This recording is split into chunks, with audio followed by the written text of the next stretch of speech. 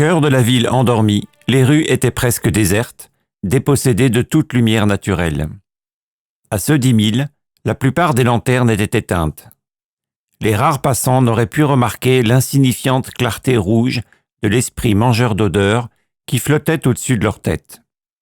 Losana, elle, pouvait voir sa forme. Il s'étirait sur presque 2 hauteurs d'homme, telle une longue flamme de bougie, sans tête, ni tronc, ni jambes, et avançait avec ses 2 ailes, larges et aux extrémités effilées, déployées. Elle devait presser le pas pour ne pas être distancée. Elle ne savait pas exactement pourquoi il avait accepté de l'aider, seulement qu'il était bien plus âgé qu'elle et semblait partager une partie de ses desseins. Il avait rapidement repéré la trace olfactive de Samaya et ne montra aucune hésitation pour s'orienter.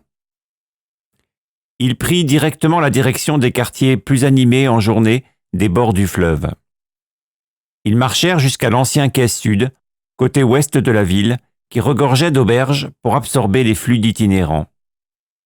Les eaux noires et calmes du Poutri glissaient en silence et, au-delà, Pramwanandine dormait paisiblement. Le quai était désert. L'Asura invoquée s'arrêta brusquement devant l'entrée d'une grande maison défraîchie aux volets fermés. Elle portait le même joli sobriquet que le pont auquel elle faisait face, l'auberge des citelles mortes. Le professeur s'approcha et essaya d'ouvrir la porte, mais elle était verrouillée. Elle tapa avec force du poing à plusieurs reprises. « C'est fermé !» hurla enfin une voix de l'intérieur. « Affaire urgente !» rétorqua aussitôt Losana. « 1 tsang d'argent si vous m'ouvrez. Je dois entrer tout de suite. » Il n'y eut pas de réponse, mais moins de 20 battements plus tard, la serrure fut déverrouillée et la porte grinça. Une main tendue sortit par l'entrebâillement. « L'argent ou je referme !» Losana jeta un bref regard vers l'esprit qui flottait toujours au-dessus d'elle et, mentalement, lui demanda de poursuivre sa quête. Ses ailes toujours ouvertes s'enfoncèrent dans les murs épais. Le corps du mangeur d'odeurs traversa la lourde porte de bois et celui qui se trouvait derrière, comme si ni l'un ni l'autre n'avait existé. L'aubergiste, par contre, suffoqua immédiatement et s'effondra lourdement au sol en se tenant la gorge des 2 mains. Le professeur dut pousser la porte avec son épaule et enjamba le gros bonhomme devenu pivoine. Le mangeur d'odeurs s'engouffra dans l'escalier au fond de la grande salle jusqu'au 2e étage de l'établissement et Losana sortit sa petite sphère magique. Devant une des portes, 2 hommes dormaient assis et armés. Elle leva la lumière pour mieux les observer. Assoupis, la tête dans les genoux, ils portaient des robes blanches et jaunes, salies par la route. Elle donna un coup de pied dans le premier à sa portée, qui se releva brutalement en geignant. Son front portait une marque, un vieux tatouage pourtant encore bien visible, un œil vertical.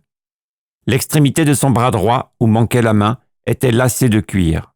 « Les prospecteurs d'Ixa », se dit-elle. « Entre !» Les 2 malheureux gardes n'eurent pas le temps de réagir. Ils furent traversés par la lueur rougeoyante et leurs poumons aussitôt vidés de la moindre particule d'air. Ils s'écroulèrent de conserve au sol. L'être céleste était entré dans la chambre, fermée à clé. Il fallait faire vite, avant que trop de monde ne soit réveillé par son intrusion. Elle posa le sommet de son quart-cil sur la porte et proféra 2 mots inintelligibles pour le profane.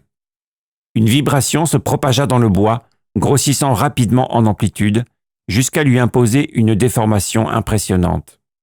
C'était comme si la matière était subitement devenue liquide et qu'un caillou, projeté, propageait une onde sur toute son épaisseur. Il y eut quelques grincements, les fibres craquèrent en profondeur. La totalité de la porte et une bonne partie du chambranle volèrent en éclats vers l'intérieur de la pièce. Il y eut un fracas assourdissant, propre à réveiller la moitié de l'auberge. Mais les recherches étaient à leur terme, sur l'un des 3 lits de la chambre.